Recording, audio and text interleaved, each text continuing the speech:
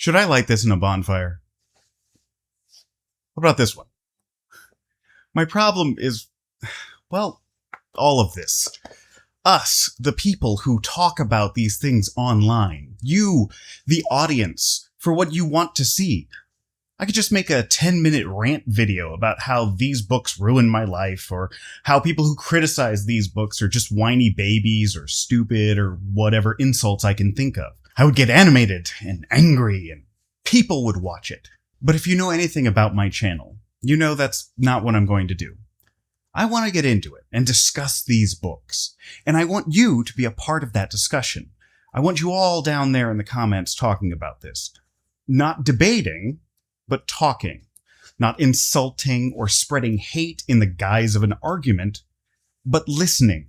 And if thought-provoking, as opposed to thought instruction, is the type of video that you like watching, make sure to subscribe.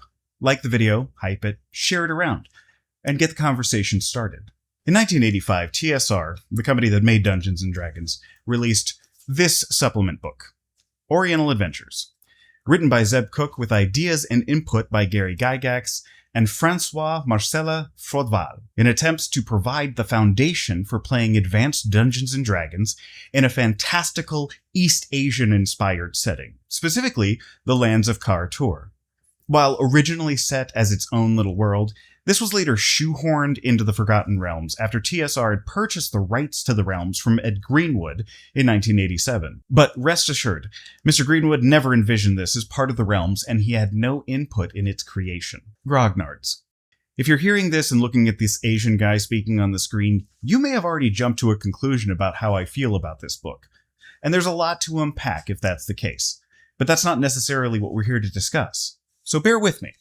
And if you're going to criticize, please at least watch the video to make sure you're criticizing what you think you are. Kar-Tur and the Oriental Adventures book has many issues relating to its handling of Asian cultures, history, and mythology. Much of it really isn't true to the history or the cultures of the people that inspired it. The writers were not of the culture that they wrote about. But more so, they didn't really do the anthropological research necessary to know the ins and outs of those cultures. I've stated before that Gygax was not a historian, and neither am I. But as a game designer, he and his team just picked up on things that he thought were fun about various cultures, sprinkled in things from movies that they liked, and presented them as a weirdly homogeneous stew known as Kar-Tur. The overview of the continent doesn't give much information about how the different cultures are different from each other. And as any person from the real-world cultures can tell you, there is so much that separates our different people. People talk about how we all eat rice. Heck, Mexican folks eat rice too, as do Indian people and many African and European groups. It doesn't make us all the same. Although, we kind of are all humans, I guess. But I'm not here to discuss, line by line, all the problematic elements of this book or the 2003 sequel, of which I own both. We already did this. See, I could discuss all the issues with these books, but I could also regale you with stories. Stories about how my buddy fought a moon god and took his place in the sky. And this was way before Avatar: The Last Airbender, by the way. My first girlfriend turned into the moon. That's rough, buddy. I can tell you about the time my friends and I adventured into lands inspired by my culture and had a blast doing it. You see, the truth is, I love these books. I loved my time with them. I enjoyed using them in my game. But that isn't the whole story. And this isn't that inevitable comment under any post about racially charged topics or art where you see someone saying, "I'm Asian and I didn't find it racist." That would be too simple for this channel. See, while I love these books, I can also state that they are really problematic. And they're problematic against me. Against my culture. I can say that because I'm an adult with a functioning brain, and I can have those two thoughts in my head at the same time. Me stating the piece of art is problematic or has deep issues doesn't exclude me from enjoying the art. I should also note that I'm not calling you, racist. Because the problems in a work like Oriental Adventures isn't that it's promoting some sort of white supremacist agenda. I feel like we get a little too casual with words like that because they have a rhetorical oomph to them. But there isn't an easy way to say this is racially insensitive at best and promoting ideas like the othering and exoticization of Asian cultures, which continues an ongoing trend in media that, over time, creates an idea of Asian people that is far removed from reality and can perpetuate odd stereotypes that an alarming number of people take as fact, as evidence from many awkward conversations that I've had throughout my life. The people who wrote this did so from a place of ignorant enjoyment and enthusiasm, and in some instances may have pulled from racist ideas inadvertently. Personally, I don't think that makes them capital R racist, just ignorant. Nor does it make you, who may also enjoy the art, capital R racist. Grognards, relax. I mean, some of you probably are racist, but not necessarily because you enjoyed playing Oriental Adventures in the 80s. Who knows if anyone's going to listen to my words, though. 4 years ago, I said having inherently evil orcs in your game doesn't make you racist, and people still claim that I said exactly that, so I don't know, maybe we should just get a word from our sponsors. Me! Blue Rose Quest Gaming offers handmade, luxury wooden dice boxes that you can have customized for your character or with our amazing artwork. We use art made by real artists, and no trees are cut down for our boxes. All the wood is recovered from salvage or fallen trees and handmade by a master woodworker. So if you want to level up your game, please visit us at bluerosequest.squarespace.com to order your custom dice box today. Here's 40 shillings on the drum. Those who volunteer to come to list and fight the foe today, over the hills and far away. So I know that reciting the dictionary definition is kind of a cliche in video essays, but here it leads to a bit of a problem that feeds into my frustration. See, when we're talking about something problematic, it means that the piece, be it art, film, or an RPG book, has or shows attitudes or ideas that are offensive, disturbing, or harmful. That definition is something that I feel is problematic. So, we all understand that the representation of something terrible is not the same thing as something that espouses offensive beliefs. Or is it? Also from 1985, the Belarusian film, Come and See, is seen as many as being the greatest anti-war film of all time.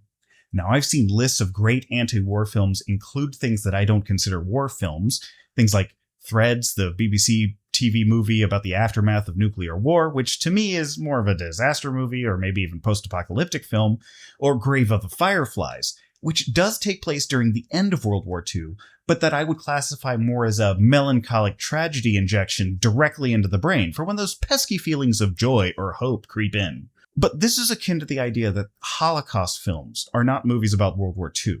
They are about the Holocaust. While World War II and the Holocaust largely happened simultaneously, I would agree with film-based content creators like Lady Night the Brave that these are not the same genre of movie. That's how I view Grave of the Fireflies. While taking place at the same time as a war in the country ravaged by war, I don't consider that in the genre of war movies. Feel free to disagree with me in the comments. I'm not a film critic. But Come and See is something that is difficult to call anything but a war film. Now, for those of you who may be unfamiliar with the film, it's an epic Soviet anti-war film that depicts the Nazi occupation of Belarus during World War II from the eyes of a young boy. While the age of the character isn't really revealed in the movie, the actor playing the lead role was 14 years old during filming, and it's somewhat reasonable to believe that his character was intended to be the same age. But this isn't some plucky adventure story about a kid caught up in a global conflict. It is a punishing film showcasing the horrors of war and the effect on the people who survive it. All content warnings for this film. All of them. The boy starts off the film upset that he can't fight, that he's left out of the fighting in the beginning. That perspective changes. It's both hyper-realistic at times and at other times surreal. It showcases atrocities, death, the aftermath of sexual violence, and it does so with an unflinching eye. François Truffaut famously said, "Some films claim to be anti-war, but I don't think I've really seen an anti-war film. Every film about war ends up being pro-war. This is sometimes incorrectly quoted as being, "There's no such thing as an anti-war film." Roger Ebert would continuously quote Truffaut and add his own twists or reasoning behind the statement. This is more about Ebert's interpretation than Truffaut's, however. Ebert stated, in paraphrasing Truffaut, "It's not possible to make an anti-war movie because all war movies, with their energy and sense of adventure, end up making combat look fun." Though Ebert added a caveat that Truffaut did not see Platoon, a movie that might change his opinion. Steven Spielberg stated that all war movies are anti-war movies, which I actually think is pretty ridiculous. Clearly, many war movies are pro-war propaganda. Spielberg, in my opinion, is very wrong here. But looking at something like Come and See, how is that possibly a pro-war movie? I mean, it does showcase the atrocities of war, specifically of the Nazi Party, but also some of the Belarusian partisans who commit war crimes themselves, but is showing the brutality of the enemy enough to make it an anti-war film? Or can this film be interpreted, as much of Soviet media is of this era, as anti-fascist pro-Soviet propaganda, almost a justification for the war? See how evil the enemy is. While this film is filled with iconic scenes, one of the most iconic, at least on YouTube, where it's one of the few scenes that you could show on a streaming site without fear of age-gating it, the protagonist shoots a picture of the German dictator while a montage of German military parades, rallies, and war crimes play between the gunshots. The end of the film sees the boy that we have followed through this harrowing journey running to rejoin the fight. Title cards inform us of the Katyn massacre in Belarus, but our protagonist, he's going back to the war. The camera follows the partisans marching to their next battle through the woods as Mozart's Lacrimosa plays in the background. I'm not a film critic, and I don't have a degree in film, so take what I say about this film with a grain of salt. But it appears to me that there is a message here, that even looking at the atrocities and horrors of war, or perhaps because of that, the war was worth fighting. Shows the resilience necessary to fight. Which, if you think about how the Soviet film industry behaved with certain movies, even this film, you can see that they were cautious of showing any movie that would reflect badly on the government or their interpretation of history. But you may also be thinking to yourself, hey, just because a film's message may be that this particular war was worth fighting, it was more about fighting against the massacres and the destruction, not in favor of starting wars. That gets into what makes a piece of art for or against any concept. Anti-war films showcase the futility of war. Pro-war films showcase the necessity of war. Come and See kind of shows both. One of my favorite TV shows / movie series is another series that asks some interesting questions when it comes to how problematic elements are represented. I love the Sharpe series. I love the books by Bernard Cornwell, and I love the show starring Sean Bean as our titular hero. Spoiler alert, he survives. Through the whole thing. He's a rough-and-tumble enlisted soldier in the British Army during the Napoleonic Wars. After saving the life of the Duke of Wellington, he is promoted to lieutenant. And no, I will not be pronouncing that as the British do. And he is now an officer in the army, even though he's not a noble. Now, the series makes a big fuss about this, even though some statistics show that about 2% of the officers in the British Army at the time were actually nobility. It was more about having the money to buy your commission than anything else. You look old for a lieutenant. I came from the ranks, sir. You mean you're not a gentleman? No, sir. By God, Sharpe, this will not do. All my officers are gentlemen. So, first of all, you have the British Empire as the good guys in the series. Now, this may seem natural to many of you, as clearly the French under Napoleon were the bad guys. He was the evil tyrant bent on world domination. If you ask Nostradamus believers, they feel that Napoleon was one of the great antichrists predicted from the French astrologer's work. But also, we should remember that during this age, Britain was fully in its age of empire. This was the sun never sets on the British Empire time, where they ruled over a ton of territories and were brutally colonialist.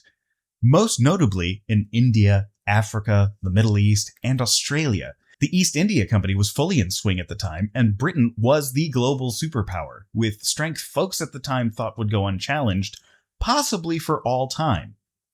My fellow Americans, does this sound familiar? In fact, many historians refer to the years of 1815 to 1915 as the British Imperial Century. So they are, in fact, the evil empire at this time, exploiting the entire world for their benefit. Heck, even the United States was fighting a war with them, the Second War of Independence, which we in the US refer to as the War of 1812, was fought while Napoleon was waging the War of the Sixth Coalition, a war that helped the US victory happen by distracting the British from being able to bring their full might to bear on the United States. So it is a little weird to see them as the heroes. In fact, as a small aside, there's a Netflix show called Batal, where zombie redcoats appear and attack a remote village in India.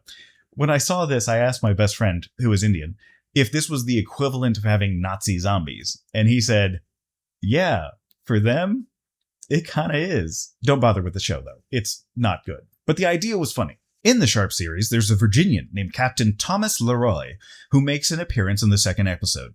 He is an officer in the British Army after his father refused to join the American Revolution. Leroy. Mighty pleased to meet you, Mr. Sharpe. From America, sir? No, sir. From Virginia. Being a loyalist, he joins the British and finds himself in the Peninsular War. He is honorable and friendly to Sharpe, even giving him a loan of money, because he's a Southern aristocrat who has money to spare. Now, when I say he's a Southern aristocrat from Virginia in the early 1800s, there should be a tickle in the back of your brain, as if I just said he was a German military leader during the early 1940s, and your suspicions would be correct. When asked about his money and how he bought his commission as an officer in the British Army, he replies in a way that sort of becomes his catchphrase in the show. Slaves, cotton, and molasses, sir. All melted down into golden guineas. So here's a depiction of a Southern slave owner in a somewhat positive light. Now, it isn't completely positive. I'm told that in America, common merit counts for more than birth or wealth. Whoever told you that, sir, is a goddamn liar. Democracy or monarchy don't make no difference. Money talks. Merit walks. Later in the same episode, Captain Leroy criticizes Sharpe for all the death that came with Sharpe acting in a somewhat reckless manner to achieve glory on the battlefield. As a retort, Sharpe says this. All that blood. For an eagle? Slaves, cotton and molasses, you said. Slaves bleed. All that black blood to fill a purse, sir. Now, as retorts go, it isn't a strong condemnation of slavery. And while it is the last you see of Captain Leroy, and so it is a lingering thought, I wouldn't say that the episode really makes a statement about the ethics of slavery, or positioning Sharpe, as the main character, as a full-blown abolitionist. Keep in mind, in the story of the novels, Sharpe fought to defeat the Tipu Sultan during the Fourth Anglo-Mysore War in India, in assistance to the East India Company. Does that mean this work is endorsing slavery? Providing us with a picture of an honorable and somewhat likable slave owner? Not so sure. People are complex, and the better fictional characters are complex as well. And while the concept of slavery isn't complex, it is clearly evil. And that's clear, right? That's clear to everybody. Slavery is evil. It's always been evil. It's evil in all of its forms. It is one of the most evil things in all of human history, and various forms of slavery are all evil, though some are more evil than others. I hope we're all on the same page. Anyway, people are complex, and I'm sure that there are folks that feel that my working as an attorney for a corporation is pretty evil too. Hey, I get it. But I think it would be disingenuous to write characters at that time in history with the norms of their society to see themselves as evil, or even to write average, relatively privileged white characters as seeing them as evil. I also think it would be disingenuous to make every slave owner cartoonishly villainous with no redeeming characteristics. Additionally, it could actually be harmful to do so. As Hannah Arendt was reporting on the war crimes trial of Adolf Eichmann, she was shocked to discover how incredibly normal he was. This and other thoughts on the whole affair she collected into the seminal work Eichmann in Jerusalem, a report on the banality of evil. Thus, that phrase entered into our common lexicon. Here was a man who was one of the orchestrators of the Holocaust, who denied even any personal animosity towards the Jewish people, was nice to his friends and family. He showcased loyalty, did not have any notable academic record. In fact, there was little notable about him at all. Psychologists found no evidence of mental illness, no personality disorders. He wasn't what Hannah Arendt thought he would be. He wasn't what we think he should have been. The terrifying thing about Eichmann was that he wasn't terrifying at all. To portray him as a monster, some inhuman evil, in fact, was an incorrect representation of the man. The problem arises because here we are, 60 years removed from his trial and 80 years removed from his crime, and we still think of him as a monster. And I think that does us a disservice. Not because he didn't do evil things. Clearly he did. Some of the worst things in history are attributed to this man. But if we characterize him as a monster, as some cartoonish villain, we don't look for when this type of evil rears its head again. We fail to understand how easy it is for people to fall into the role of Eichmann. We think that an extraordinary evil is necessary for something as extraordinarily evil as the Holocaust to happen, when in fact, we just need a simple man in a simple job to be given a simple task. And it's pretty easy to fall into the horrors of all this evil. Basically, if we wait for the Joker to arrive, we won't be on the lookout for Jeff from accounting. How many cruelties, injustices, and death are caused by banal things that are just 2 steps removed from the outcome? Just enough for us to ignore it. Why is one murder with a firearm a worse moral action than 1,000 deaths caused by rejections from insurance companies? Eichmann never pulled the trigger. That's how he slept at night. To him, he just pushed paperwork, set up the organizations, and implemented the procedures, same as many office workers do to this day.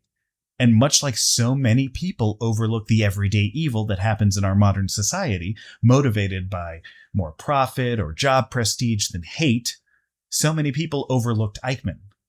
When we discuss the aftermath of his banal actions, we see a direct line in hindsight, and we say it's unforgivable evil. When we see it happen in today's world, we make excuses and say, well, it's not the same thing. So when discussing the depictions of evil, is it less problematic to make evil characters so obviously evil, or to ignore the incredible normality of someone capable of tiny, evil acts? So it's more real, creating characters that are true to the history of the time, folks who show many sides, who maybe on one side are honorable, well-meaning, kind, and loving people, but who also hold on to terrible ideas of racism, sexism, or other bigotries. Or maybe you're just motivated by money. But then again, is it okay to show evil people in a positive light? Which evils are okay for positive characters to have and which are not? Kind of depends on you, right? That's a different discussion. But when these things appear in our media, when harsh and terrible topics are portrayed, but maybe not strongly admonished, or not as strongly as we would like, how do we respond to that media? And who judges? Who establishes those lines that you cannot cross? And how do we judge those whose lines are unlike our own? But I'm talking about films and TV. And this isn't a film or TV YouTube channel. This channel talks about tabletop role-playing games. So let's talk about Dark Sun. Part 2. But only the bad people do it. Dark Sun is like the boogeyman of old D&D settings. It came out in 1991 with a Dark Sun box set and feels like something that's an amalgamation of many different influences. You can see the post-apocalyptic feeling of a Mad Max or a Boy and His Dog, but it also draws upon the original fantasy stories that inspired D&D. So many folks look at modern D&D as Tolkien-esque fantasy, but its origins are closer to the sword and sorcery and weird fantasy worlds of Jack Vance and Michael Moorcock. These worlds are brutal, violent, and full of various topics that reflect the times of their creation and the themes, topics, and interests of their respective writers. These are not works that shy away from putting the harsher parts of the real world into their fictional world. And I'm not here to say that these writers are excused from the inclusion of these topics because they existed in the real world at that time. Because clearly, these worlds are the creation of the authors, and anything in those worlds only exists in these worlds because the authors said they would. However, many people like examining these topics and themes in their worlds. It's difficult to sometimes determine the intent of an author with regards to topics being included. For example, George R. R. Martin likes to include topics like sexism and sexual violence in his works. He does this because looking at those themes interests him, sometimes to deconstruct, sometimes not. And we can argue about the quality of analysis authors make when hitting upon these topics. Sometimes that poor execution of a work's analysis of these topics is what makes them problematic. I think of Hanya Yanagihara's novel A Little Life. Now, I haven't read that book. Nothing about that book interests me. I don't generally read fiction in that genre. Most of the fiction that I read has swords, magic, or spaceships involved. And preferably all three if I can wing it. It's just a statement of my tastes, not a value judgment on other genres.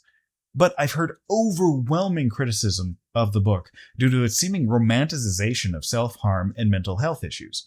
The author has admitted doing no research into these subjects prior to writing about it, especially with heavy topics, things like self-harm, racism, slavery, etc. Lack of knowledge and research becomes a little reckless. What ends up happening more often than not is pushing the ideas that are incorrect at best and harmful at worst. And just to put my cards on the table so you know my biases, I'm not a huge Dark Sun fan. Not that I don't like bleak, depressing settings, but the ones that I like tend to be different in their theme, presentation, and flavor than Dark Sun. It's a taste thing. I don't view this setting with rose-colored glasses either. Unlike Oriental Adventures, this wasn't one of those settings or supplements that I really used in my home game when I was a kid. I knew it existed, but my friends and I weren't really interested in it. Dark Sun is full of topics that are problematic. Slavery, genocide, police brutality, racism, all feature in this setting. Now, every time I've seen this brought up, I hear the same two retorts. First, the bad things are done by bad people. Slavery, genocide, police brutality are all done by the bad guys. And what's better way to show that they are bad people than for them to do bad things? We all agree that genocide is bad, right? Like, we're all on board with that idea. The large-scale killing of a group of people, that's bad. That's evil. I just want to make sure we're all on the same page. And police brutality. Also bad, right? Evil? We all agree on that too? Secondly, it is a fantasy setting in a post-apocalypse, where people are more concerned with surviving the next day than the injustices of the world. It's a world designed to be bleak, harsh, and evil. The rulers are evil. The land is one of desperation, and desperation breeds prejudice and selfishness. There is entertainment to be had there. And look, there is something to be said for folks who wish to engage in that style of entertainment.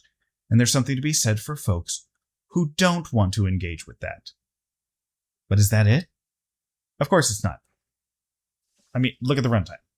If we're being honest, when we're discussing things like Dark Sun or Oriental Adventures, some folks, and I'd like to think I'm one of them, like discussing these supplements like any other art. We look for the deeper meaning of things, the sociological effects, the academic analysis that you would find when discussing any art. Because tabletop role-playing games are an art form. In fact, it's multiple art forms at once. There is the art of improvisational acting, the art of storytelling, the art of game design, the art of literature. Most of the fleshing out of the Star Wars universe prior to the prequels came from the West End games Star Wars RPG. Tabletop gaming is an art form that enhances other art forms. So you can't just sit there and tell me that tabletop role-playing games aren't art. What you can say is that you are not interested in discussing role-playing games as art. And you know what? That's fine. I don't like watching the Real Housewives shows. That doesn't mean you should feel bad for enjoying them or getting really into whatever thing you're into. The world is a mess. In many ways, the world is a reflection of us, the people in the world, who mold it, create it, adapt it, and to it, live within and modify the systems that our ancestors created. And I'm old enough to remember getting teased for liking Dungeons & Dragons, having my copy of the Advanced Dungeons & Dragons Monster Manual taken from me while I was reading it on the bus by some bully who flipped through it while calling me names. And I love the fact that folks today seem to be able to love this stuff without ridicule. And I love the fact that more people are playing the game from different backgrounds and groups. And I love the fact that most people playing nowadays won't deal with the stuff I did when I was a kid. It wasn't a rite of passage. It was an unnecessary cruelty, and I will not begrudge modern tabletop role-playing fans for not being hazed in some ritualistic brutality just to earn their stripes to enjoy playing a game. But that doesn't mean that certain hypocritical feelings didn't linger in my mind. The hobby was a haven for me.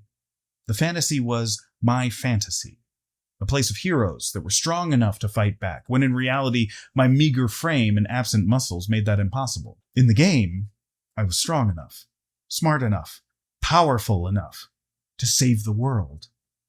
In the game, I was enough.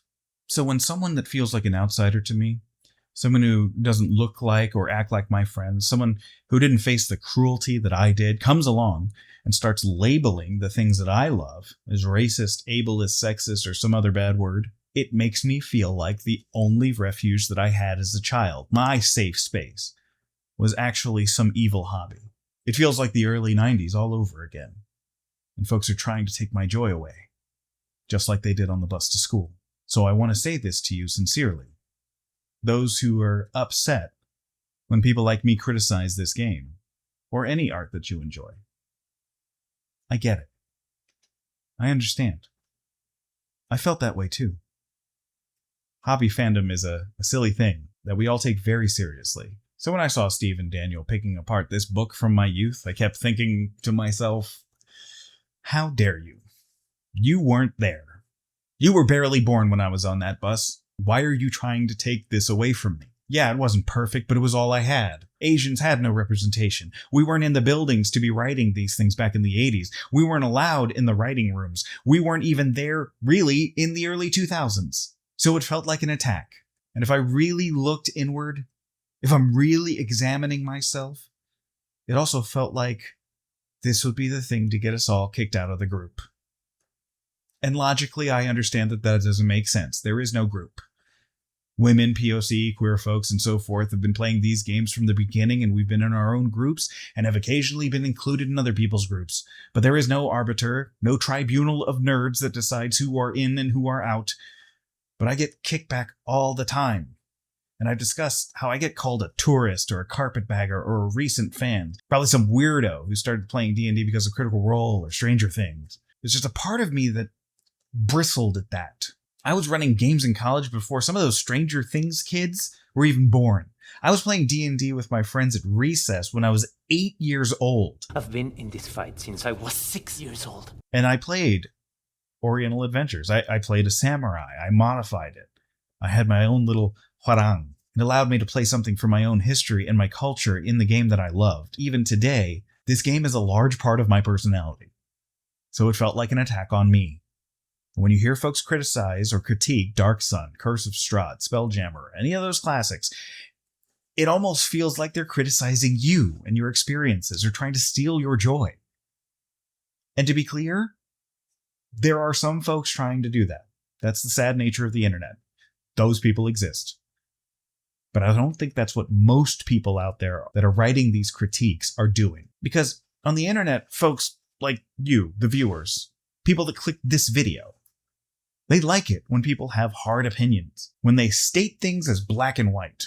When we proclaim harsh prohibitions or state something is the greatest, the algorithm loves negativity and it hates nuance. And to all those who felt attacked when people go after those old settings, games, and supplements, once again, I just want to say, I get it and I understand.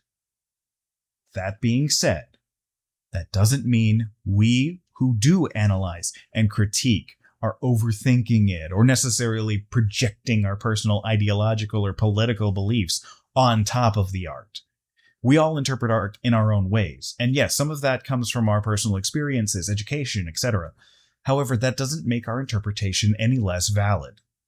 It reminds me of the Andromeda paradox, put wonderfully by Hakim Alusei. What is the Andromeda paradox? Well, the Andromeda paradox is the fact that if you and I are looking at Andromeda 2.5 million light years away, then what happens is, suppose you're sitting in your chair and I'm running by. And at the second I run by you, we both look up at Andromeda.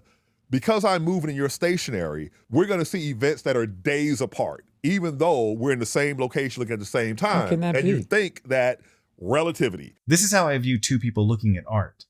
We should be having discussions about art and how it affects different people. And just because it doesn't affect you in a certain way, doesn't mean it doesn't affect others in a certain way. My brother feels like cilantro tastes like Irish Spring soap. I love it on everything. Life is weird. And this isn't new. Just because you've never heard of these discussions in art and its problematic elements before some screen name online mentioned it, doesn't mean the conversation wasn't happening. What the Twitter keyboard warriors and self-indulgent, pretentious pseudo-academics like myself have done is stumbled into an age-old battle that has been waged for centuries.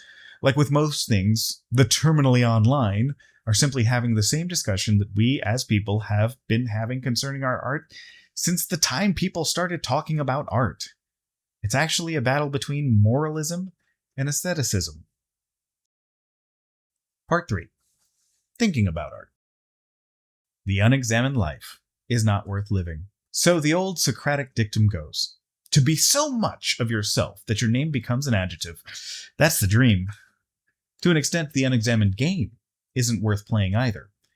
Everyone who plays role-playing games thinks about role-playing games, examines role-playing games, analyzes role-playing games. You can't help it. You have the ones you like and the ones you don't like. Even if you can't articulate why, you have your preferences. Something about rolling the dice and playing the card or responding to the prompt.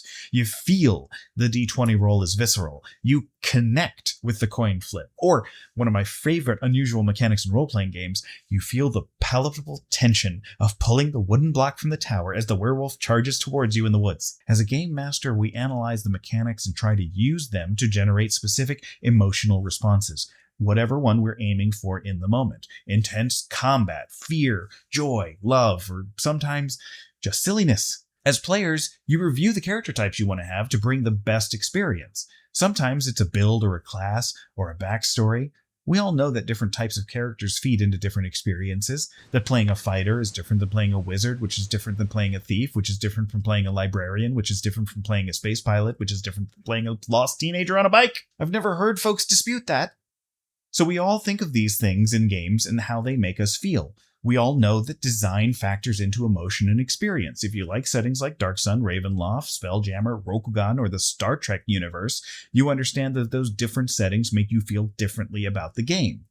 Dark Sun will be a desperate fight for survival against an evil, unforgiving world. Ravenloft is a suffocating gothic horror. Spelljammer gets really weird with squid ships and turtle ships and Githyanki.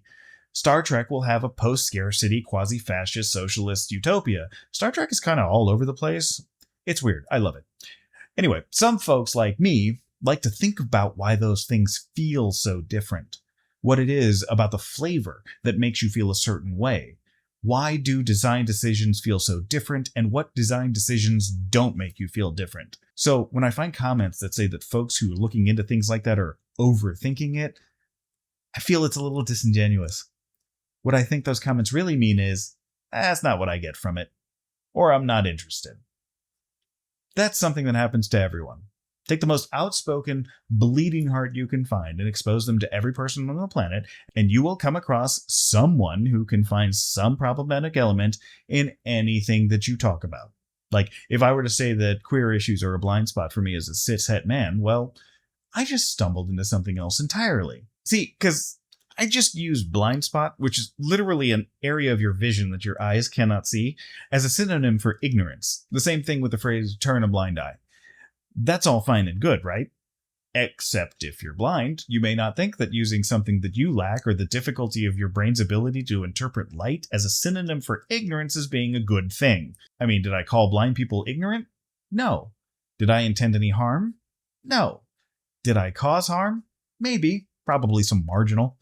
I don't think that blind people are running into a closet and crying because I used an old turn of phrase, but maybe it's mildly annoying for them. So I start removing that particular turn of phrase from my normal use. I call ignorance ignorance and move on. It's a courtesy that I would like extended to me if I found something annoying. I think there's this idea that if we call something problematic, it creates some kind of giant trauma response. Sometimes it's just annoying. Some people don't like it when folks say the word moist, so I tend not to use it around those people. It's just a courtesy. If someone taps you on the shoulder and asks you to avoid a phrase around them, and you sit there and say, I don't care, I'm still going to use blind as a synonym for ignorance, you can't tell me what to do. Yeah, you're absolutely correct. But that also tells me something about you as a person. You think of yourself as fairly independent, and you're probably kind of a Which, look, if that's what you want to be, that's on you. But don't feel weird if folks don't want to hang around you, support you, or help you if you're a jerk. It isn't about being censored. It's about having courtesy and being nice to people. Conversely, if I say art that you love is problematic or has problematic elements, that doesn't mean that I hate it. I've said it so many times. I only critique things that I love. When I talk about Tolkien or Dungeons and Dragons or whatever, it's because I care enough to criticize it. And I understand why that feels like an insult, as I detailed previously, but that doesn't make it one. You should not take it as a personal attack. I'm from Texas. We never see snow. Might as well be fairy dust to us. I think Northerners kind of made it up. I'm not even sure Canada's a real place. Talking about art is interesting. Art is the word that we gave human expression. Humans are complex emotional beings with thoughts, loves, bigotries, flaws, joy. And our art showcases us as people on the page or screen or vibrating through the air. And as such, it has a lot of our qualities as well, including our thoughts, loves, bigotries, flaw, and joy. So do we judge the art on those metrics? Can art have morality? It's a more interesting question than some may initially think. As Oscar Wilde put it, there's no such thing as a moral or immoral book. Books are well written or badly written. That is all. He would divorce the topic's inclusion from the techniques used to tackle that topic.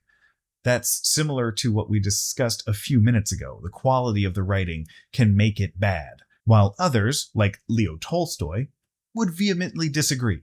And in the same way, beauty, or that which pleases us, can in no sense serve as the basis for the definition of art, nor can a series of objects which afford us pleasure serve as the model of what art should be.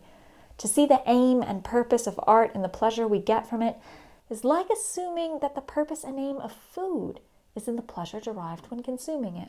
But it's not just Western blowhards that wax poetically about beauty and goodness.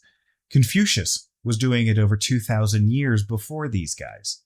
Confucius underlines the unity of beauty and goodness, and he demands that arts should contain morals. And this is completely in conformity with his own thinking. In a sense, the unity of beauty and goodness is simply the unity of form and content. Namely, beauty is form and goodness content. Or in other words, the form of arts should be beautiful, but the content of arts, good. But as with most things, it gets a little bit more nuanced with these little quotes. I'm not a Confucian scholar, nor do I speak or understand the language Confucius uses when breaking it down. I read through this paper on that, and to be honest, it started with an analysis of pre-Qin dynasty definitions of words being used to see what Confucius meant by the word good, like justice, righteousness, or high moral ethics. That could be the subject of its own video, and that video should be done by a scholar of Chinese classics. Suffice to say, the discussion is ancient, and not some fly-by-night online trend of gen whatever we're on right now. Side note, generational markers and indicators are all arbitrary and meaningless. But this boils down to the point of how we view art, because Oscar Wilde may be considered in the camp of aesthetic autonomism. You see, to this group, what we are looking for are two different qualities. Therefore, discussions of the morality of a piece of art is irrelevant to whether a piece of art has aesthetic value. Aestheticism and autonomism have similarities in that autonomism considers aesthetics and morality as separate issues when reviewing art, and aestheticism pushes an emphasis that aesthetics are the more important artistic quality. And to nip some comments right in their flowery buds, this is completely separate from discussions of separating art from the artist.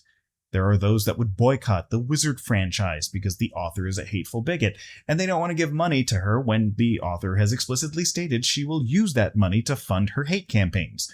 Because that is the morality of the author versus the aesthetics of the art.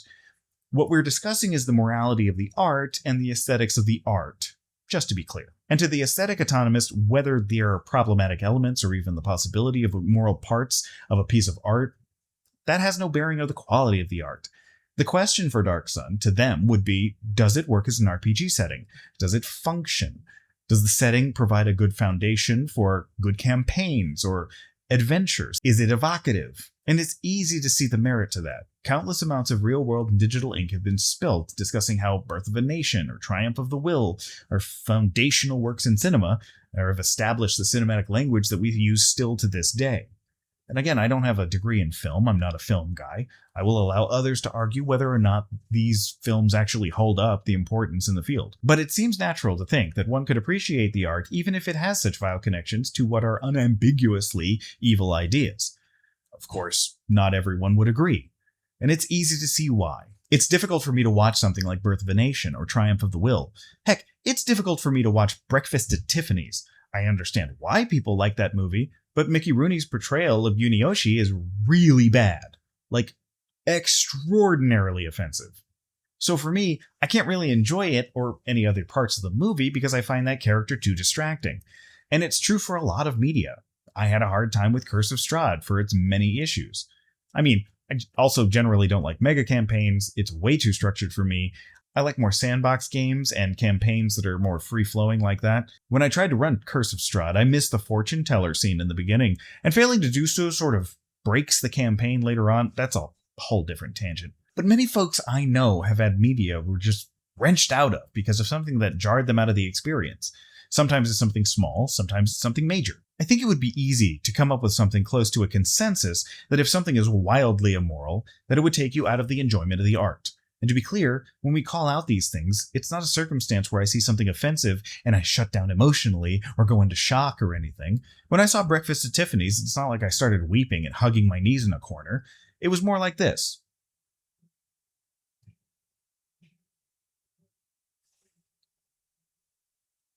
When something like that is a trend, well, that annoyance grows. And here's something that may be a shock to the internet in general. While there are these two extreme ends of philosophy of looking at art, you don't need to be on either end of the spectrum. As with anything, there are moderate views to each extreme. To the moderate aestheticist, you may state that you should focus on aesthetics, but not ignore the morality of a piece entirely.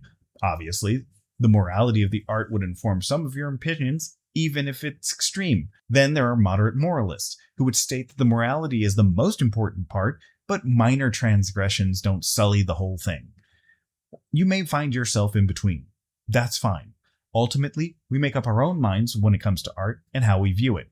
Where it gets interesting, especially in the tabletop role-playing game arena, is how we interact with the art. Because unlike film, book, painting, or even video games, in a tabletop world, we are as much, if not more, the authors of the experience as the art we utilize as the foundation of that experience. Part 4. The result versus the origin.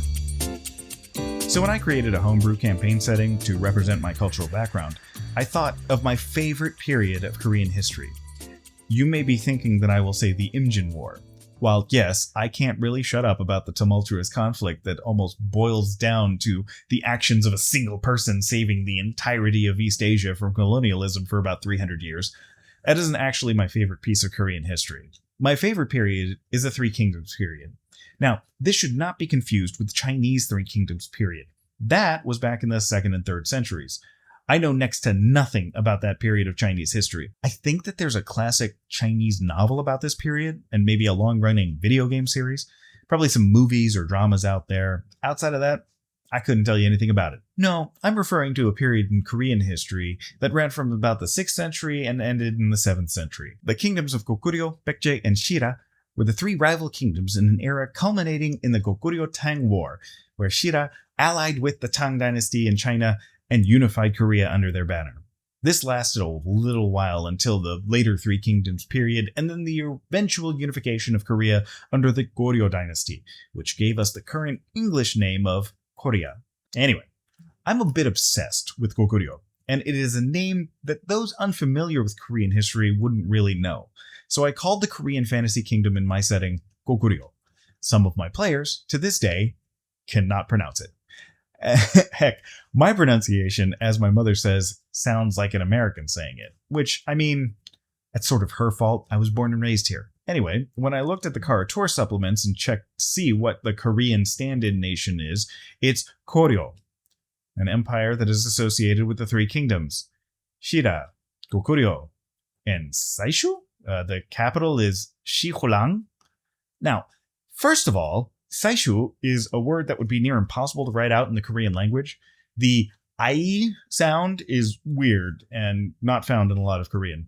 And Saishu doesn't even remotely sound Korean to me. Shilhulang is also something that is clearly not a Korean-sounding name. Nothing like any of those sounds really exist in the Korean language. That's super annoying to me. There's a ton of clearly not Korean names used in Karatur's Koryo. I changed the capital to Pyongyang for my games. And before you get all weird about it being the capital of North Korea, it is one of the most ancient cities on the peninsula. It was the capital of the Goguryeo Kingdom. But also, they named their Korean kingdom the same way that I named mine. And while the authors are a group which appears to not have any Korean writers in it, would that make a difference if they did? Here, it gets into the tricky question of what makes something problematic. Would you rather have inaccurate portrayals of Asian cultures using stereotypes, but written by an Asian author, or an accurate portrayal provided to us by non-Asian writers? Seems like a valid question to ask. Pragmatically, this isn't actually the case. As I mentioned, just by looking at the names and the prominent locations in Koryo, in Karatur, I can tell you that this is an inaccurate portrayal brought to you by non-Asian writers. It's the worst box in the Punnett Square. And when we discuss the writers and art of the books, we want something more accurate. The easy way to do this is to get people who are experts in the field. And most of the time, people who study those subjects do so because they have some sort of cultural connection to that subject that drives their need to be accurate. The main reason I don't watch legal shows is because they're so wildly inaccurate in how courts or the law works. It takes me out of the show. I know it's fiction, but when I see an attorney walking towards the jury or judge during their closing arguments, I want to scream. Have you ever watched videos of actual court? That isn't allowed. The bailiff would probably tackle you. So when I see something like this in TTRPG products, it's infuriating. It takes me out of the fantasy. And I know it's fiction. And yes, I can accept fireballs being produced from people's hands, but not that. Because, you know what? Fireballs are part of the fantasy. Having a Chinese name on a Korean city isn't part of the fantasy. That's lazy. There's a difference between the suspension of disbelief for a fantasy game and lazy writing that mushes together disparate languages and cultures. And to be clear, I would feel this way in any other fantasy as well. In Dragon Age, Ferelden is based on fantasy England. Orlais is based on fantasy France. You can tell from the accents and the names of the cities. Cherno, Ghislaine, Montfort, all vaguely French sounding. Now, if there was a city of Northumbria in Orlais, that would have been weird. It would just feel like no one was paying attention. That being said, there is an idea that some have, and others believe, that accurate art cannot be made by outsiders. That criticism of things like Oriental Adventures is only because it wasn't made by Asian people, specifically because it was made by white people. And I can say that for the most part, that isn't the criticism that I see from most cultural critics that I know of. Be it Guy Gavriel Kay's novels Under Heaven or River of Stars from the 2010s to Avatar The Last Airbender, there's a ton of Asian-inspired fantasy made by white people that I know Asian people love. Then there are things like Raya and the Last Dragon, which was written by Southeast Asian writers and was criticized for being overtly simplistic in their portrayals of various Southeast Asian cultures. Take me, for example. I am no expert on Korean history or culture. As I've said many times, I am a history enthusiast. I know more about some areas of Korean history than my Korean family members who were born and raised in Korea, but that has more to do with me enjoying learning about those eras of history than some of them enjoy it. Have you seen a late-night host or comedian do the bit where they randomly interview somebody on the street and ask them who George Washington was, and the random person who was born and raised in the United States has no idea who they're talking about? Just because you're a member of a culture or a group doesn't make you an expert. And if you ask a random group you know to explain the origins of country music, I doubt without the aid of Google you could just burst out with that knowledge from your head.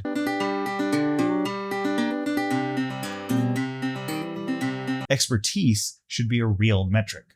And I don't want to pigeonhole myself or other creatives who have these identities, POC, LGBT, disabled, etc., to only be able to tackle stories about themselves or about their identities. Nor do I want to have folks who are not of these groups too frightened to include these groups in their writing for fear of being so insensitive or cynically canceled for their projects. We should just be willing to do the work and learn from these groups so that when we do write about them, we are more accurate. However, there are some things that sadly life has made me a little bit of an expert on. like how people are ignorant or downright racist to Asian people. So sometimes a person here will do something that is wildly insulting to Asian Americans, but people in Asia who don't experience that type of racism don't realize it's racist. My cousins in Korea have never experienced that life as a minority. They live in a country where the concept of making fun of your neighbor for their ethnicity is nonsensical. Therefore, they're like the new kid in school who doesn't realize that they're being made fun of. This is the weird minefield of problematic topics and cultural consultants. My cousins could tell you if things are accurate in Korean culture, but they couldn't tell you if something was offensive to Korean Americans. This weird fact of life causes the divide you see when things like cultural appropriation or what is or is not offensive comes up. You'll have some diaspora groups calling some issue as problematic, and you'll get at least one or two foreign-born or first-generation people from that same culture saying that's not offensive. Think about it. Asking my cousin, a foreign-born Asian tourist, where they are from is a normal question to ask a tourist. If they respond South Korea, then the conversation moves on. They don't think anything about it. Asking an American-born Asian American, like myself, where are you from, can be annoying. I will generally say I'm from Texas, but the conversation doesn't move on. I get hit with more questions because I'm assumed not to be from the United States, regardless of if I was born and raised here. To the outside observer, it appears to be the same context. However, if you have the same thing with German tourists and a US-born German American, you don't get the same issues. Think about it. If you ask a German tourist where they're from and they say Germany, the conversation moves on. If you were to ask actress Jenna Fisher where she's from and she says Indiana, she doesn't get the follow-up question that I do. The experiences of foreign-born and US-born Asians are different. We find different things offensive. Using a Korean-born Korean person's opinion to discount a diaspora Korean's opinion is not a good argument when it comes to what is or is not offensive. They can only speak for themselves. We can only speak for ourselves. I say all this to showcase what is or is not problematic may be in the eyes of the beholder. But that doesn't mean that something is free from criticism. It just means we have more to learn based on who the audience is. And the effect that the audience has on art is an amazing discussion all on its own. We, the artist and audience. In the 1977 novel Lord Foul's Bane, we follow a man struggling to come to terms with a leprosy diagnosis.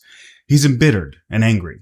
Angry at his wife for leaving him, at the community for shunning him, angry at the universe for having this happen to him. During a rare venture into town, he ends up getting struck by a vehicle. It should be a death sentence. But not only does Thomas Covenant survive, but he wakes up in what appears to be a different world. This land, which the author creatively names The Land, seems like a generic medieval fantasy world. Thomas finds that his leprosy is mysteriously, or possibly magically, gone. He's still missing 2 fingers, but the disease appears to have left him. He comes across a young teenage girl and promptly, sexually assaults her. This guy is the hero of the story. I've tried on 2 separate occasions to read Lord Foul's Bane, and I could tell you that the terrible issues with what I just said about the plot of the book were the reason that I stopped reading. But that would not actually be true. It wasn't that I didn't like the main character, or that he had done terrible things so early in the novel. It was because I got really bored reading it. It was a slog to get through. It was in the middle of his time traveling across the land with the mother of the girl he, and on 2 separate occasions, years apart, my motivation to read just grinded to a halt. With regards to the problematic elements of the book, I was thinking to myself that perhaps the author could stick the landing. Maybe there was some kind of wraparound that would have this character maybe not redeem themselves, but do something to have the themes link. I like the idea that genre fiction, especially fantasy, can tackle more mature subject matter. The problem was the writing is, to put it charitably, not to my taste, to the extent that the finish line wasn't worth the rough terrain to get there. I was reading the wiki article on this book just to see if I was the problem and there was some great critical consensus that he was a genius, and then I stumbled onto this article from the fanzine Ansible, a Hugo Award-winning publication. In it, Nick Lowe eloquently echoes my issues with the writing, both by creating a game called Clench Racing, where you open a random book by this author and try to find the word clench as fast as you can, which apparently should always be under 60 seconds, and by offering instructions on how to write prose as dreadful as what's contained in the pages of this book. And just as an attempt to test this theory out, I have my copy of Lord Foul's Bane ready, and I'm going to see if I can try this whole clench racing thing. This may be a terrible bit, because I have no idea how long this is going to take, but I generally start from bottom to the top.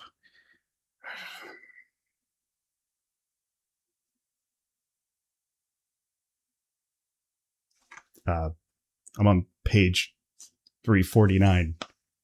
I don't know if I can zoom into this, but I found clench.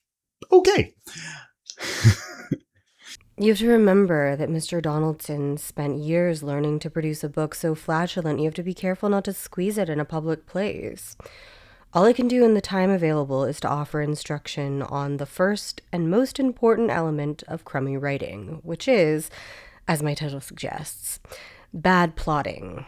I can't promise that by the time you've read these pages, you'll have learned to write significantly more stereotyped characters, or that your style will have become significantly more leaden and cliched, but I do promise that you'll be fully conversant with the many varieties of plot device, their use and function, and you'll be able to recognize and admire their handling in the works of the masters.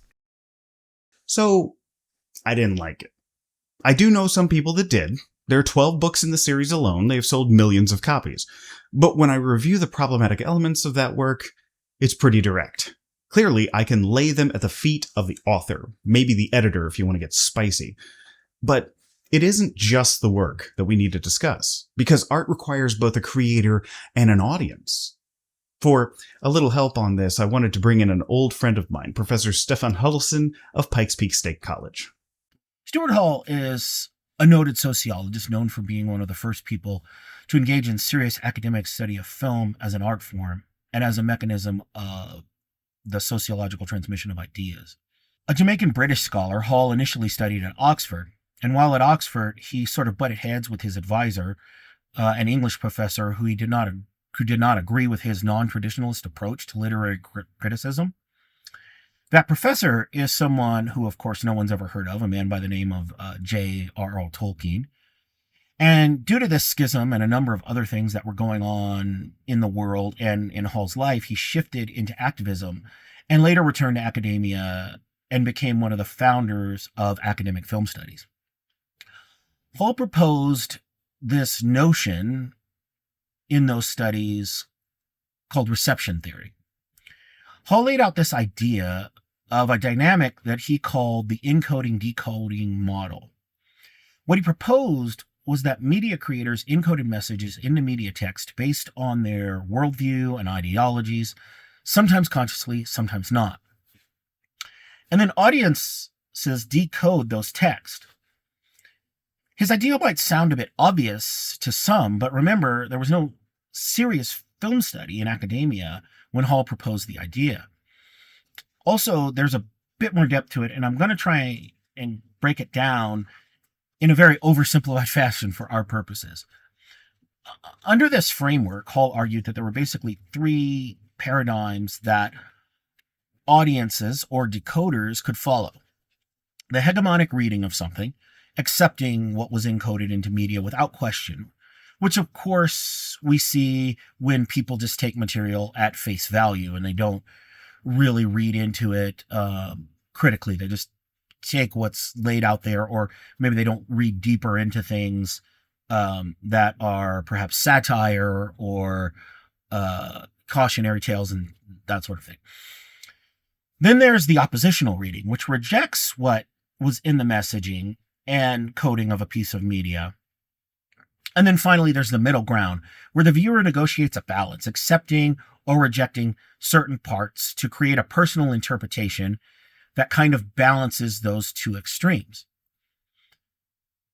The big key to Hall's decoding was that he said our life experiences, our cultural background, our social class, and more all played into how we decode something that we're viewing. So someone may view a particular piece of media very differently based on those traits. And this is why we all approach film and other media, really, from a lot of different ways and perspectives, and we have different interpretations. Hall rejected this idea that there was only one way to interpret a film, and that what the encoders had put into the film, had encoded into the film, again, consciously or unconsciously, was the final word. But that's not all. At the behest of Professor Stephen Pennington of Tufts University, you know, the guy from this video, I started looking at the fact that role-playing games are somewhat unique in the forms of entertainment.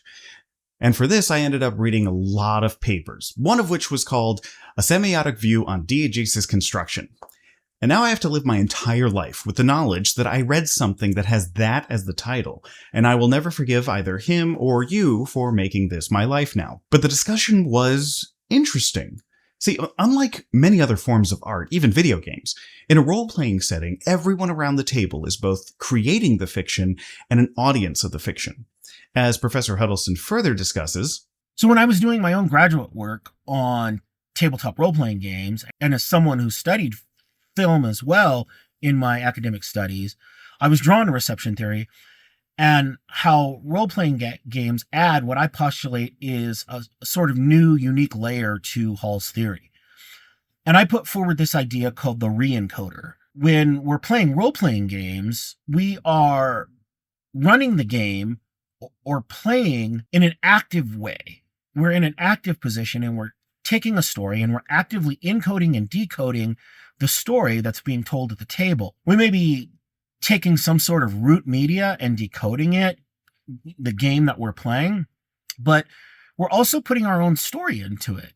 And that can run the gamut from playing a completely homebrewed setting or simply playing something unique like a custom class or custom ancestry, or when we're doing something with our character right down to making active, ongoing changes to traditional tropes or popular archetypes.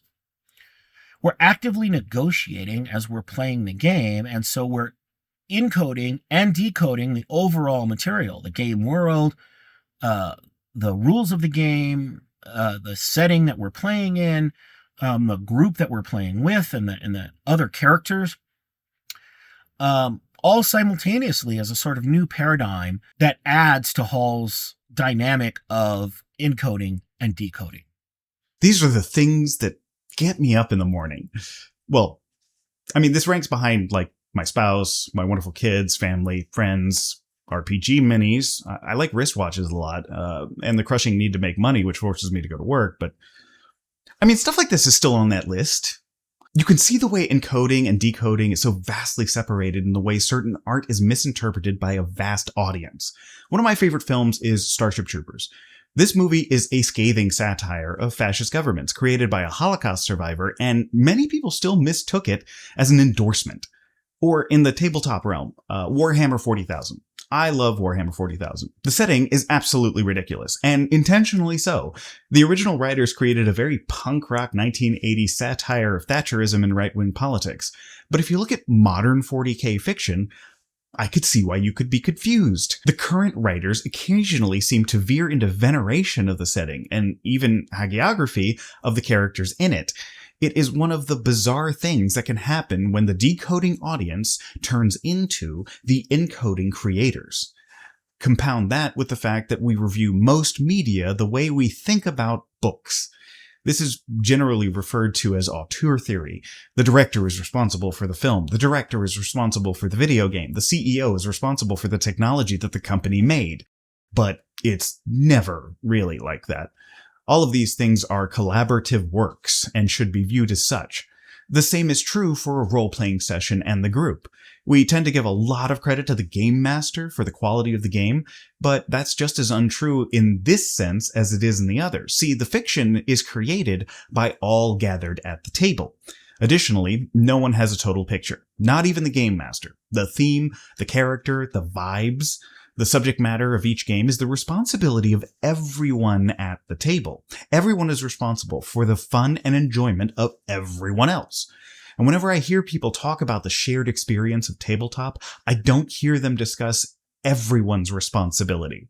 Because let's say a game is delving into problematic elements. Well, it's impossible to have something that isn't problematic in some way, so we clearly aren't discussing the issue in the sense of being completely free of those things.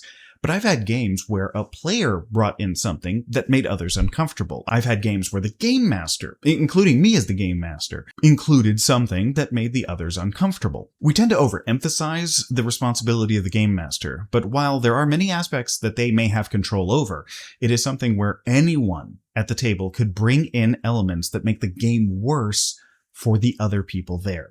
I've talked before about the use of consent checklists in a previous video to ensure that the game master is curating the experience that the players want to play. And to be clear, that's not just for the offensive stuff. In fact, it's as much about getting your preferences as it is about avoiding your dislikes. For instance, I don't like games that deal with sexual violence, but I am generally okay with themes of racism being tackled inside of a game, so long as I know the person who's handling it. And I love political intrigue in my games. And checklists can tell the game master to include those things that I love. And while that's all fine and dandy, I don't see a lot of folks talking about players sending them to each other. It's always only directed at the game master. But the players have an opportunity to introduce something that could ruin the fun of another player or the game master as well. We are all a part of and responsible for the experience. And keep in mind, your enjoyment in engaging with transgressive behaviors at the table may be your fun. And I get that. I don't go around murdering people with a sword in my daily life. I don't want to do that in my daily life. But engaging in that behavior in an RPG game can be fun. Some folks don't like violence in RPGs. That's fine too. I'm not trying to make a judgment call on that. But clear communication of preferences is necessary. As I said before, see my video here. Additionally, we're looking at the reception decoding of each player. Something that is fine for one may not be for another. And I get it. It's a veritable minefield. And I know that folks like me say that impact is more important than intent. But to me, that's something that's a little bit more difficult to quantify and hard to predict in a lot of situations. And I'm not saying that to remove all sense of responsibility, just to enhance the understanding and communication between people. We have all seen folks have wild takes in response to a sentence. My favorite example of this is the classic meme about waffles and pancakes. So in this hypothetical, someone responded with, "So you hate waffles. You meant to say that you like pancakes, and that was the intent, to show love for pancakes. The impact was that someone felt you were saying you hate waffles. Are you responsible for their response?" Of course not. Now, that's an extreme example to make a point. Most real-world examples have far more nuance than this made-up fake example. But communication is a two-way street, and I feel like a lot of discussion on problematic topics online suffers from this whole pancake-waffle problem. RPG sessions are that, but constantly, and during a shared construction of fiction. And we can see these issues come up in small ways, like, I didn't think the goblin was at the corner. I thought it was near the wall, just not that part of the wall. I wouldn't have done that if I knew it was right there. But sometimes it could be. The game's idea of strength and intelligence are both colonialist, white supremacist ideas of what is strong or intelligent, and a form of ableist discrimination. I think back to the orc discourse online, and when I was in a panel discussion about the issues with orcs in general. I saw them reaching back to the Mongolian Empire. Others saw bits of African stereotypes. There's a multitude of reasons for that. One is the author of the work that we are referencing. The other information we bring as decoders based on our own personal education or background or experience. That isn't to say that those issues don't exist. In fact, I think it makes the conversation even more interesting. But if we don't take the time to understand the creator's education, background, and experience, we're doing ourselves a disservice. Also, we must interact with our groups and how their education, background, and experience shape their view during our session. Sometimes that work is impossible. So if someone slips up, we can have those discussions. We can share knowledge. Hey, that's how we grow. But here's the final thing I'd like to bring up upon this, and I think it's key. It's also, I think, the thing that is sorely lacking when we talk about problematic issues in art. Just because I bring something up from my perspective doesn't mean the other person must follow what I tell them. For one, I'm just one person. I do not represent any group online. I speak for no one but myself. When I discuss mixed race issues or whatever topic it may be, it's just me talking. There's no mythical island of half Asia where we established a council that elected me to be their spokesperson. That's not how this works. But then there's also the practical issue. I can't control what people do at their tables, what art they enjoy, or how they play their games. I'm just a guy on the internet, okay? If you defy me, the worst thing that happens is, well, nothing. Like, you leave a comment on a video saying you're not going to listen to me. Good for you. You're now in a hyper-exclusive group that includes my dad, my children, and the entire non-English speaking world. I didn't start this channel to tell people how to enjoy their favorite pastime. I started this channel to add to the discussion on my favorite pastime. I'm not here for the debate. I'm here for the conversation. At no point have I ever wanted to tell people to stop doing things. Quite the opposite. I wanted to have folks start to think. Think about the things that we kind of take for granted. Think about the things we haven't thought about before. Think about things from a different perspective. I'm generally opposed to censorship. I'm not organizing boycotts. I'm not telling folks to stop watching this or that channel or whatever. Not for problematic art, anyway. And I'm not saying that you shouldn't boycott things. If someone states that their money is going to fuel a hate campaign or even murder, then yeah, jump on that. Vote with your dollars is one of many tools that you can and should use. But I would rather have a good discussion with folks. Produce hopefully thought-provoking videos and make folks think about the things that they buy and the way that they play, and maybe for folks to curate how they run or play games in consideration for the other people at the table. Because me telling you to do something is sometimes meaningless, but me making you think about it, folks learning and maybe coming to understand the issues, well, that means something to me. And then if you choose to change, I think that's going to be a more lasting change. Conclusion. Tabletop gaming is growing. People are coming to the game from all directions. It's becoming mainstream enough that I don't see many kids being bullied for playing anymore, and that makes me smile. With an influx of new people, you get an influx of different perspectives. Some of those perspectives may rub you the wrong way. I like a little bit of discomfort now and then. It helps people grow. And I love the idea of a community. But I don't have the mistaken belief that a community means everyone is like me, or thinks like I do, or agrees with me on even some of the bigger issues. In fact, when you have a community, the opposite is true. Communities are large, full of people with different backgrounds, experiences, and beliefs, and we can learn so much from each other. So instead of coming at the discourse with a mentality of debate, we should probably be coming in with a mentality to educate and discuss, because it's not a team sport. And you don't necessarily need to win. But while I don't espouse censorship, that doesn't mean that everyone has to enjoy what you enjoy. If your fantasy includes doing things that annoy folks, or even espouses harmful beliefs, then don't be surprised if people don't want to buy your product or play at your table. And the internet is not your table at home. I don't know what happens in your house, and frankly, I don't care. But if you post things online, then you open yourself to criticism. Some constructive, most not. Believe me, I know. I just want us to be a little bit more curious, because the unexamined game isn't really worth playing, and maybe we should overthink things. It sure beats the hell out of underthinking things. And I can't speak for others, but I do this because I love the material. As I have repeated ad nauseum, I only talk about these issues because I love the books to begin with. I love Dungeons & Dragons. I love Lord of the Rings. I love most of the media that I discuss. I know in some circles it's considered terrible to praise Dungeons & Dragons. I've been called a shill for them after all the mishaps that Hasbro, Wizards, and yeah, even TSR did back in the day, because I dared to speak about them in a positive light. I've been playing this game since I learned how to read. It's kind of part of my personality. And I get that what I do here on this channel isn't for everybody. Some folks are uninterested in examining these things, especially through the lens that I provide. That's fine. But I think we can learn from each other, and we can all share our perspectives on art we love. And it's strange to me. If there was a car that many of us owned and used regularly, but it had this one tricky issue with it, like the way the gas pedal had to be pressed or the steering wheel tended to lean one side or the other, or to give you a real-world example, how cars used to be made of a solid piece of steel. Those old cars used to be able to take minor impacts and look none the worse for it. Folks would look at the car and say that those things could be improved on in the future. Nowadays, cars are built to crumple and collapse around the cabin. This is to divert energy away from the folks inside the vehicle. I still hear folks complain about that, saying they don't make them like they used to. But in reality, cars nowadays are safer, less people get injured in accidents, and we're all kind of better off for it. And that's kind of what I'm trying to do here. You may not see the original as having any faults, because it was designed for your aesthetic, your fantasy, and your wants. And look, I love the original as well.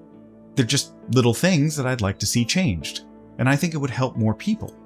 And yeah, they don't make them like they used to, but I think we make them better now than we did back then. I mean, just look at Thaco. And as always, thanks for watching.